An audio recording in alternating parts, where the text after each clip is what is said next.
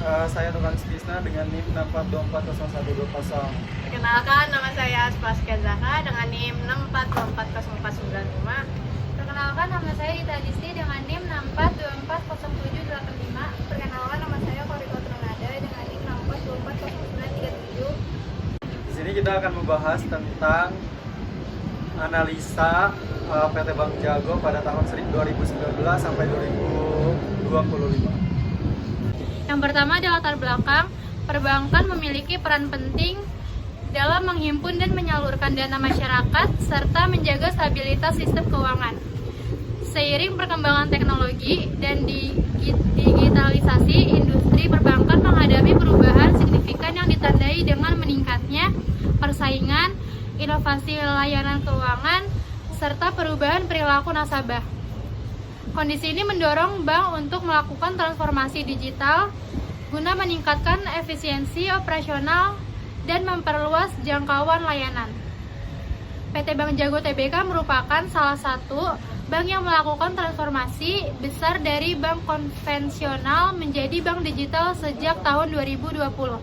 Transformasi ini ditandai dengan pengembangan layanan berbasis aplikasi, integrasi dengan ekosistem digital, serta pertumbuhan jumlah nasabah, aset, dan pembiayaan. Perkembangan tersebut menunjukkan adanya peningkatan kinerja, operasional, dan daya tarik perusahaan di pasar modal. Namun pertumbuhan yang pesat juga menimbulkan tantangan, khususnya dalam menjaga likuiditas, mengelola struktur pendanaan, serta memastikan efisiensi pengguna aset. Selain itu, kinerja saham Bank Jago menunjukkan fluktuasi yang dipengaruhi oleh kondisi internal perusahaan dan ekspektasi investor. Oleh karena itu, diperlukan analisis fundamental melalui rasio keuangan dan kinerja saham untuk menilai kondisi keuangan PT Bank Jago Tbk selama periode 2019 sampai dengan 2024 secara komprehensif dan objektif. Lalu ada rumusan masalah. Bagaimana kinerja keuangan PT Bank Jago selama periode 2019 sampai dengan 2024 berdasarkan analisis rasio keuangan yang mencakup rasio likuiditas, solvabilitas, aktivitas, profitabilitas, dan rasio pasar. Yang kedua, bagaimana perkembangan dan tren harga saham PT Bank Jago Tbk sepanjang tahun 2019 sampai dengan 2024. Serta faktor internal maupun eksternal apa saja mempengaruhi pergerakan saham tersebut. Dan yang ketiga, apa saja perubahan signifikan yang terjadi pada indikator keuangan dan indikator pasar. Dari apa penyebab utama terjadinya fluktuasi tersebut selama periode 2019 sampai dengan 2024. Selanjutnya ada tujuan penelitian. Tujuan penelitian ini ada yang pertama, satu, untuk mengetahui dan menganalisis kinerja keuangan PT Bank Jago selama periode 2019 sampai 2024 melalui pengukuran berbagai rasio keuangan seperti likuiditas, solvabilitas, aktivitas, portabilitas, dan rasio pasar. Yang kedua, untuk menganalisis perkembangan dan tren harga saham PT Bank Jago Tbk selama periode 2019 sampai 2024 serta mengidentifikasi faktor internal dan eksternal yang mempengaruhi pergerakan harga saham tersebut. Yang ketiga, untuk mengevaluasi perkembangan serta tren pergerakan harga saham PT Bank Jago Tbk pada periode 2019 sampai 2024 dan mengidentifikasi faktor yang mempengaruhi fluktuasi saham tersebut. Yang selanjutnya ada penjelasan tentang kinerja keuangan. Kinerja keuangan dapat berfungsi sebagai instrumen untuk menilai tingkat efisiensi manajemen perusahaan. Hal ini tidak hanya terbatas pada pengamatan terhadap profil untuk kerugian semata, melainkan juga perlu mempertimbangkan biaya-biaya yang dikeluarkan perusahaan guna mencapai keuntungan tersebut. Tujuan penilaian kinerja perusahaan adalah untuk mengetahui tingkat likuiditas, yaitu satu, kemampuan perusahaan untuk memperoleh kewajiban keuangannya yang harus segera dipenuhi atau kemampuan perusahaan untuk memenuhi keuangannya pada saat ditagih. Yang kedua, untuk mengetahui tingkat solvabilitas, yaitu kemampuan perusahaan untuk memenuhi kewajiban keuangan apabila perusahaan tersebut dilikuidasi oleh kewajiban keuangan jangka pendek maupun jangka panjang. Yang ketiga, untuk mengetahui tingkat rentabilitas stabilitas atau portabilitas, yaitu menentukan kemampuan perusahaan untuk menghasilkan laba selama periode tertentu. Analisis fundamental adalah analisis yang terkait dengan kondisi keuangan suatu perusahaan, bertujuan untuk mengidentifikasi sifat-sifat dasar dan karakteristik operasional perusahaan publik, serta untuk memastikan bahwa saham yang dibeli merupakan saham dari perusahaan yang memiliki kinerja baik. Perusahaan memiliki ekspektasi positif terhadap pertumbuhan harga sahamnya. Investor berupaya memperkirakan harga saham di masa yang akan mendatang dengan mengestimasi nilai faktor-faktor fundamental yang mempengaruhi harga saham dan menerapkan hubungan antar faktor-faktor tersebut sehingga diperoleh taksiran harga saham. Untuk selanjutnya, kinerja saham.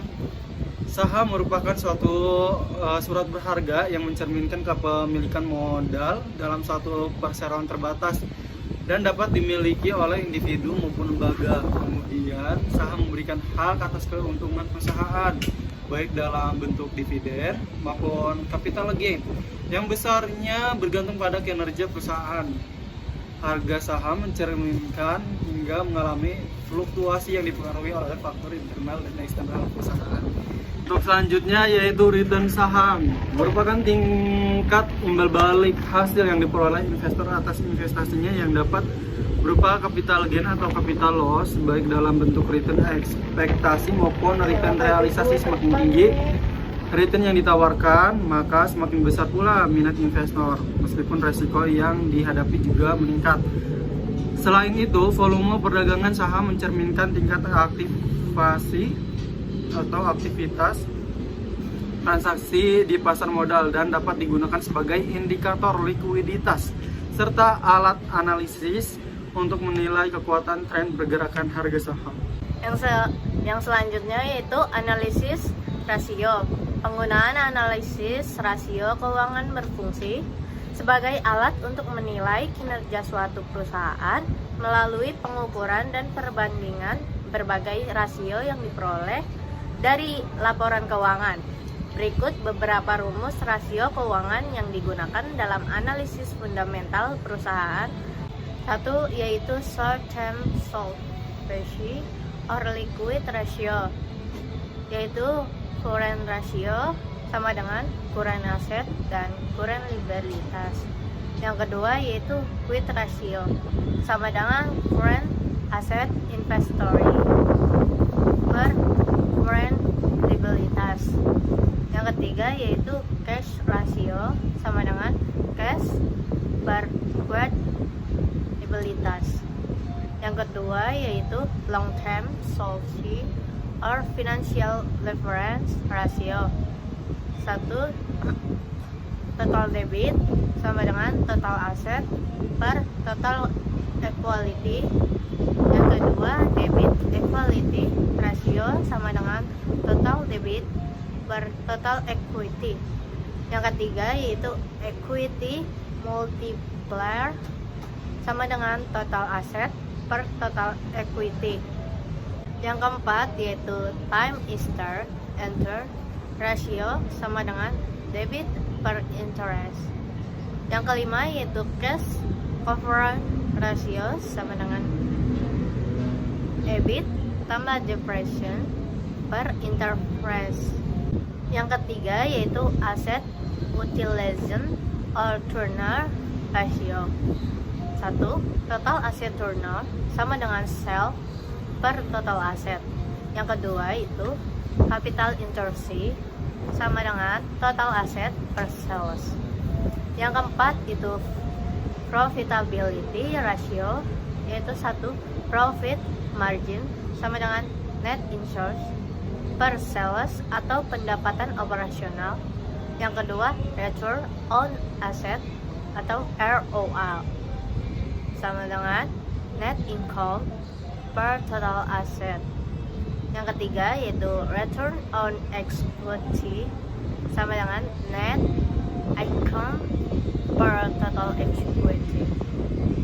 Yang kelima yaitu market value ratio. Satu, price earnings ratio sama dengan price per share per earnings per share. Yang kedua, price per per share. Rasio sama dengan base per share per share. Yang ketiga yaitu market to book ratio sama dengan market value per share per book value per share. Yang keempat yaitu EBITDA ratio sama dengan enterprise value per EBITDA. Selanjutnya ada hasil analisis rasio. Yang pertama, short term solvency or liquidity ratio. Untuk current rasio tahun 2019 sebesar 192%, 2020 214%, 2021 298%, 2022 193%, 2023 153%, dan 2024 133%. Untuk quick ratio 2019 192%, 2020 214%, 2021 298%, 2022 193%, dan 2023 153%, lalu 2024 133%. Untuk cash ratio 2019 48%, 2020 55%, 2021 37%, 2022 18%, 2023 23%, dan yang terakhir 2024 22%, dan rata-ratanya 428%. Berdasarkan hasil analisis rasio likuiditas dengan rata-rata likuiditas sebesar 428% selama periode 2019 sampai dengan 2024, Bank Jago menunjukkan kemampuan yang baik dalam memenuhi kewajiban jangka pendeknya. Pada awal periode, khususnya tahun 2019 sampai 2021, current ratio dan quick ratio berada pada tingkat yang tinggi, menandakan kondisi likuiditas yang sangat kuat. Namun, pada periode 2022 sampai dengan 2024 terjadi penurunan rasio likuiditas, terutama pada cash ratio yang mengindikasikan berkurangnya aset paling liquid yang dimiliki perusahaan. Meskipun demikian, secara keseluruhan tingkat likuiditas Bank Jago masih berada dalam kategori baik karena tetap mampu memenuhi kewajiban jangka pendeknya. Yang kedua, long term solvency or financial leverage ratio. Untuk total debit 2019 48%, 2020 43%, 2021 33%, 2022 51%, 2023 61%, dan 2024 70%. Untuk debt equity 2019 94%, 2020 76%, 2021 48%, 2022 99%, 2023 153%, 2024 233%. Untuk equity 2019 194%, 2020 177%, 2021 149%, 2022 205%, 2023 255%, dan 2024 335%. Untuk times 2019 minus 123%, 2020 minus 630%, 2021 117%, 2022 109%, 2023 128%, 2024 136%. Untuk cash 2019 minus 119%, 2020 198 minus 198%, 2021 195%, 2022 176%, 2023 185%, dan 2024 185%. Untuk rata-rata 414%. Dari sisi solvabilitas dengan rata-rata rasio 414%, rasio leverage Bank Jago menunjukkan adanya peningkatan penggunaan utang dalam struktur pendanaannya. Total debit rasio dan debit to equity rasio cenderung meningkat dari tahun ke tahun, yang mencerminkan bertambahnya ketergantungan perusahaan terhadap pendanaan berbasis utang. Pada periode awal penelitian, kemampuan perusahaan dalam menutup beban bunga masih kurang baik, terlihat dari nilai times interest earned dan cash coverage ratio yang rendah bahkan negatif. Namun sejak tahun 2021 hingga 2024, rasio tersebut mengalami perbaikan yang signifikan, menunjukkan bahwa kemampuan perusahaan dalam memenuhi kewajiban jangka panjangnya semakin baik meskipun tingkat leverage relatif meningkat. Yang selanjutnya yaitu aset utilization or turnover ratio. 1 yaitu total asset turnover 2019 yaitu 1%, 2020 yaitu 3%, 2021 yaitu 5%, 2022 yaitu 8%, 2023 yaitu 7%, 2024 yaitu 5%. Capital intersale 2019 itu 1148,7%, 2020 yaitu 3.372%, 2021 yaitu 2.808%, 2022 yaitu 1.254%, 2023 yaitu 1.360%, 2024 yaitu 1.837%, dan total rata-rata yaitu 3.571%. Analisis rasio aktif dengan rata-rata rasio 3.571% menunjukkan bahwa pemanfaatan aset Bank Jago selama periode penelitian belum sepenuhnya optimal. Total aset turnover ratio relatif rendah dan berfluktuasi yang mengindikasikan bahwa aset yang dimiliki belum mampu menghasilkan pendapatan secara aktif, melainkan itu capital interest yang tinggi menunjukkan bahwa Bank Jago merupakan perusahaan yang dapat aset sejalan dengan karakter perbankan digital yang masih berada pada tahap ekspansi dan penguatan infrastruktur. Oleh karena itu, dari sisi efisiensi penggunaan aset, kinerja Bank Jago masih tergolong kurang baik meskipun memiliki potensi peningkatan di masa mendatang. Selanjutnya ada profitability ratio. Yang pertama itu ada profit margin 2019. Dari 2019 minus 1061%, 2020 minus 293%, 2021 15%, 2022 1%, 2023 5%, 2024 8%.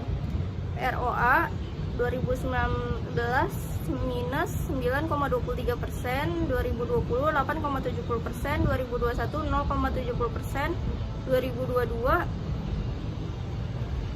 0,09%, 2023 0,34%, 2024 0,45%. ROE-nya dari 2019 minus 17,91%, 2020 minus 15,38%, 2021 1,04%, 2022 0,19%, 2023 0,87%, 2024 1,51%. Rata-ratanya minus 229%. Ditinjau dari rasio profitabilitas, Bank Jago mengalami kondisi kurang baik dengan rata-rata rasio minus 29% pada awal periode penelitian. Pada tahun 2019 dan 2020, profit margin dan ROE menunjukkan nilai negatif yang mencerminkan perusahaan belum mampu menghasilkan laba. Namun sejak tahun 2021, kinerja profitabilitas mulai membaik dan menunjukkan tren positif hingga tahun 2024. Meskipun demikian, tingkat profitabilitas yang dicapai masih relatif rendah sehingga dapat dikatakan bahwa kemampuan perusahaan dalam menghasilkan laba sudah membaik tetapi belum sepenuhnya optimal. Selanjutnya, hasil analisis rasio. Di sini terdapat rasio pada tabel untuk tahun 2019 sampai 2024, market values ratios. Di sini ada price-nya minus 3.600, 3.000, 66% pada tahun 2019, dan pada 2020 minus 19.123%. Kemudian di tahun 2021 di sini dia 246.953%. Untuk di tahun 2022 dia di 323.919%. Untuk tahun 2023-nya di 5.550 pada 55.531%.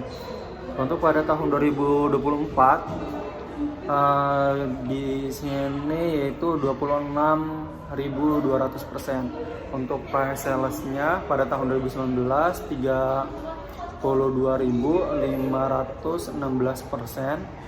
Kemudian pada tahun 2020 56.079%. Kemudian pada tahun 2021 36.023%. Untuk tahun 2022 nya yaitu 3.810%.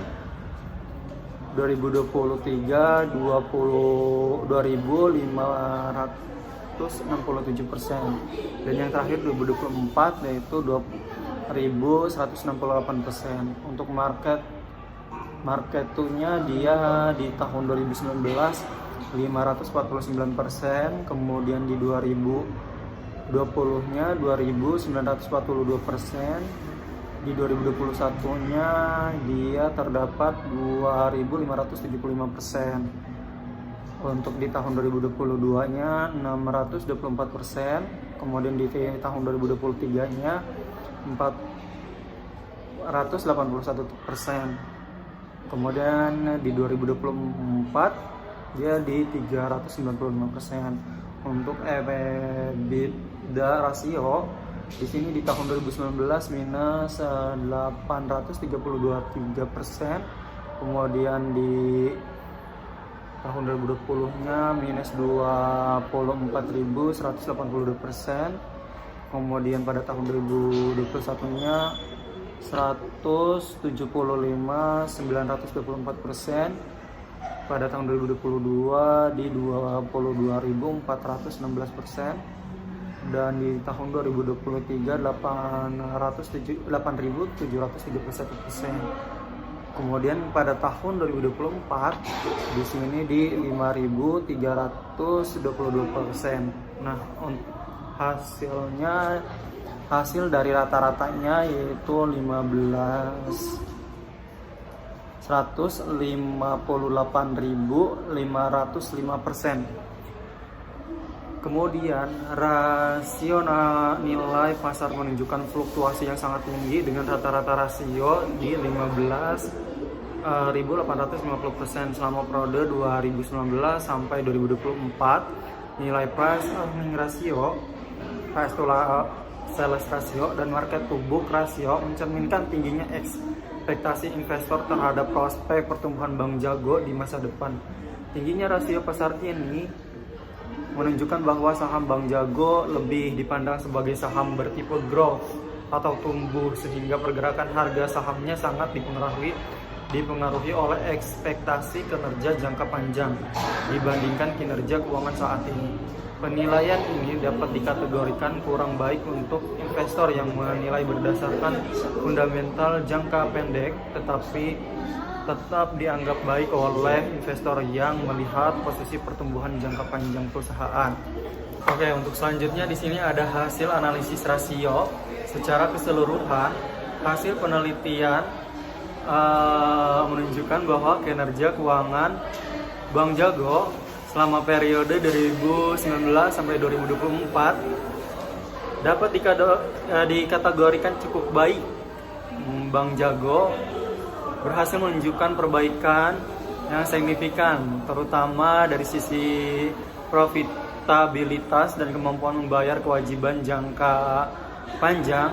Namun demikian, perusahaan masih menghadapi tantangan dalam meningkatkan efisiensi pemanfaatan aset dan menjaga stabilitas laba. Dengan demikian, Bank Jago berada dalam fase pertumbuhan dan penguatan kinerja keuangan sehingga kedepannya masih memerlukan strategi yang tepat untuk mencapai kondisi keuangan yang lebih stabil dan berkelanjutan. Selanjutnya ada analisis target investasi. Berdasarkan perhitungan UMR tahun 2025 dari tabel target investasi sebesar 5 juta per bulan dan pertumbuhan inflasi rata-rata 2,80% per tahun. Nilai kebutuhan hidup diproyeksikan meningkat signifikan hingga tahun 2075. Ketika mencapai usia pensiun 70 tahun, kebutuhan pendapatan tahunan diperkirakan mencapai Rp238.675.029 atau setara Rp19.889.586 per bulan. Untuk memastikan kebutuhan tersebut dapat dipenuhi melalui pendapatan pasif digunakan asumsi suku bunga deposito 3,50% per tahun. Melalui perhitungan nilai akhir diperoleh bahwa total dana yang diperlukan pada tahun 2075 agar dapat menghasilkan pendapatan pasif setara kebutuhan tersebut adalah sekitar Rp6.919.286.533. Dengan demikian, angka tersebut menjadi target dana investasi yang harus dicapai. Target ini menggambarkan besarnya modal yang perlu dipersiapkan sejak sekarang untuk menjamin kestabilan finansial pada masa pensiun dan memastikan kebutuhan hidup tetap terpenuhi tanpa bergantung pada pendapatan aktif. Analisis kebutuhan investasi dilakukan untuk mengetahui besarnya dana yang harus disiapkan pada tahun 2025 guna mencapai target dana deposito pada tahun 2075 sebesar Rp6.886.533 berdasarkan perhitungan present value. Apabila investasi hanya mengandalkan instrumen deposito, maka dana yang harus tersedia pada tahun 2025 adalah sebesar Rp1.221.016.266. Nilai ini mencerminkan bahwa instrumen deposito memerlukan modal awal yang cukup besar untuk mencapai tujuan keuangan jangka panjang karena tingkat imbal hasilnya relatif rendah dan cenderung stabil. Selanjutnya, analisis juga dapat dilakukan dengan menggunakan alternatif investasi saham, yaitu saham Bank Jago atau ARTO dengan asumsi tingkat pertumbuhan kapital gain sebesar 31% per tahun. Dengan tingkat pertumbuhan tersebut, kebutuhan dana pada tahun 2025 untuk mencapai target dana yang sama menjadi jauh lebih kecil, yaitu sekitar 9.336. Perbedaan yang sangat signifikan ini menunjukkan bahwa investor saham memiliki potensi pertumbuhan yang jauh lebih tinggi dibandingkan deposito. Dengan demikian, dapat disimpulkan bahwa pemilihan instrumen investasi sangat mempengaruhi besarnya kebutuhan dana awal. Investasi saham lebih efisien dalam memenuhi target investasi jangka panjang, namun memiliki risiko yang lebih tinggi dibandingkan deposito. Selanjutnya ada analisis target investasi. Analisis kebutuhan investasi dilakukan untuk memenuhi besarnya dana yang harus disiapkan pada tahun 2025 guna mencapai target dana deposito pada tahun 2075 sebesar Rp6.886.533 berdasarkan perhitungan present value.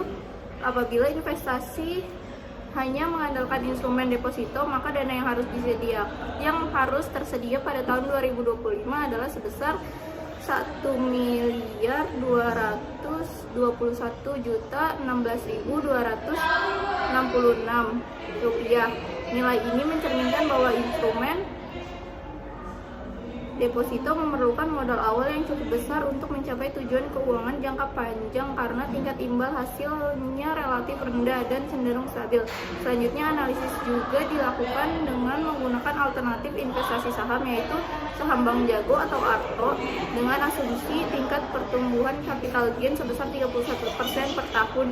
Dengan angka pertumbuhan tersebut, kebutuhan dana pada tahun 2025 untuk mencapai target dana yang sama menjadi jauh lebih kecil, yaitu sekitar Perbedaan yang sangat signifikan ini menunjukkan bahwa investasi saham memiliki potensi pertumbuhan yang jauh lebih tinggi dibandingkan deposito. Dengan demikian dapat disimpulkan bahwa pemilihan instrumen investasi sangat mempengaruhi besarnya kebutuhan dana awal.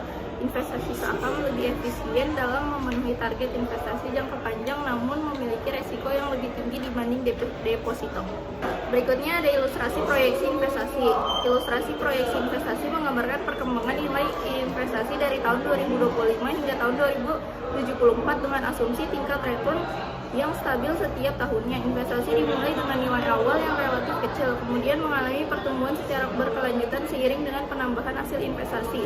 Pada setiap periode, nilai investasi akhir tahun merupakan akumulasi antara modal awal dan return yang diperoleh pada tahun berjalan. Seiring berjalannya waktu, yang dihasilkan semakin besar karena dihitung dari nilai investasi yang terus meningkat. Kondisi ini menunjukkan adanya efek compounding di mana keuntungan yang diperoleh tidak hanya berasal dari modal awal tetapi juga dari hasil investasi tahun sebelumnya. Pada akhir masa proyeksi, nilai investasi berhasil mencapai target sebesar Rp6.819.286.533. Dengan demikian, ilustrasi ini menegaskan bahwa investasi yang dilakukan secara konsisten dan berorientasi jangka panjang dengan memanfaatkan efek pertumbuhan majemuk dapat menjadi strategi yang efektif untuk mencapai tujuan investasi yang ditetapkan. Untuk selanjutnya yaitu aplikasi Poem. Di sini ada bagian atas kanan untuk mengubah menjadi virtual akun. Yang kedua itu masukkan Poems ID. Yang ketiga masukkan password. Yang keempat masukkan PIN kode. Yang kelima itu di tengah kanan sudah disediakan sidik jari untuk mempermudah. Lalu langkah selanjutnya, apabila sudah berhasil login, klik yang tertulis Protok untuk di halaman selanjutnya. Setelah masuk ke halaman selanjutnya, maka akan muncul tampilan seperti gambar di atas. Kemudian, icon wallet, trading equity. Apabila melihat jumlah saldo, pilih kode ARKO untuk membeli dan menjual saham. Untuk langkah selanjutnya yaitu masukkan harga sesuai yang diinginkan. Membeli dengan harga 2060. Yang kedua, masukkan jumlah loss yang diinginkan. Kami membeli 80 loss. Untuk berikutnya adalah langkah-langkah kami untuk membeli saham, yaitu 1. Masukkan harga sesuai yang diinginkan. Kami di sini membeli dengan harga 2060. Yang kedua, masukkan jumlah loss yang diinginkan. Kami di sini membeli 80 loss. Setelah membeli saham, kami mendapatkan confirmation pembelian. Jika tetap ingin membeli, bisa langsung klik submit. Setelah melakukan pembelian saham, sebaiknya dicek secara berkala untuk penawaran harga yang diberikan apakah diterima atau ditolak. Apabila ditolak, bisa melakukan pembelian ulang dengan harga dan loss yang berbeda. Dan apabila diterima, akan ada tanda doang. Selanjutnya yaitu klik portofolio jika ingin menjual saham. Maka akan keluar beberapa saham yang telah kami beli. Sebagai contoh yaitu masukkan harga jual yang kita inginkan. Kami di sini menjual seharga 2060 per lembar. Yang kedua, masukkan jumlah loss yang diinginkan. Dan dijual, kami menjual 30 loss. Maka akan muncul confirmation penjualan saham. Jika merasa sudah yakin, bisa mengklik submit. Selanjutnya yaitu klik OK untuk menjual.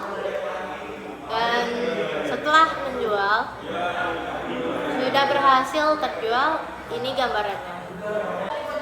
Untuk kesimpulannya, berdasarkan hasil analisis fundamental dan kinerja saham PT Bank Jago Tbk periode 2019 sampai 2024, dapat disimpulkan bahwa perusahaan menunjukkan perkembangan kinerja keuangan yang cukup baik seiring transformasinya sebagai bank digital. Likuiditas perusahaan secara umum masih berada pada kondisi aman, meskipun mengalami penurunan akibat peningkatan kewajiban jangka pendek. Struktur pendanaan yang semakin mengandalkan utang mencerminkan strategi ekspansi, namun kemampuan memenuhi kewajiban jangka panjang menunjukkan perbaikan yang signifikan. Profitabilitas perusahaan juga mengalami peningkatan dari kondisi merugi menjadi pencatatan laba, sementara rasio pasar yang tinggi mencerminkan besarnya ekspektasi investor terhadap pertumbuhan jangka panjang. Bank Jago secara keseluruhan, Bank Jago berada pada fase pertumbuhan dengan prospek yang positif, meskipun masih perlu meningkatkan efisiensi dan stabilitas keuangan. Untuk sarannya, berdasarkan hasil penelitian tersebut, PT Bank Jago Tbk disarankan untuk terus meningkatkan efisiensi pengelolaan aset dan menjaga stabilitas likuiditas agar pertumbuhan bisnis yang dicapai dapat berjalan secara berkelanjutan. Perusahaan juga perlu mengelola struktur pendanaan dengan lebih hati-hati guna mengendalikan risiko yang timbul dari peningkatan leverage bagi investor. Hasil penelitian ini diharapkan dapat menjadi bahan pertimbangan dalam pengambilan keputusan investasi, khususnya bagi investor yang berorientasi jangka panjang dan siap menghadapi fluktuasi harga saham. Selain itu, penelitian selanjutnya disarankan untuk menambah variabel analisis atau memperluas objek dan periode penelitian agar hasil yang diperoleh menjadi lebih komprehensif dan mendalam.